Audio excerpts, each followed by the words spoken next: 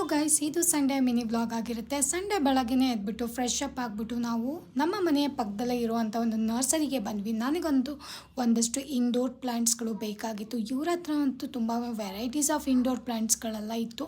ಅದನ್ನು ಮುಗಿಸ್ಕೊಂಡು ಟೆಂಪಲ್ ದರ್ಶನ ಮಾಡ್ಕೊಂಡ್ವಿ. ನವರಾತ್ರಿ ಇರೋದ್ರಿಂದ ತುಂಬಾ ಚೆನ್ನಾಗಿ ಟೆಂಪಲ್ ಎಲ್ಲ ಅಲಂಕಾರ ಮಾಡಿದರು.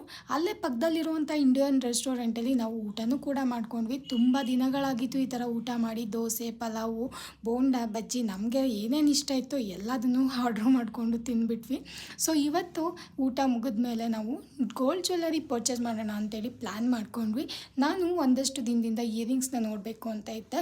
ಬಟ್ ಇವ್ರ ಹತ್ರ ಟೆಂಪಲ್ ಜ್ಯುವೆಲ್ಲರಿ ಕಲೆಕ್ಷನ್ಸ್ ಅಂತೂ ತುಂಬ ಅಂದರೆ ತುಂಬ ಚೆನ್ನಾಗಿತ್ತು.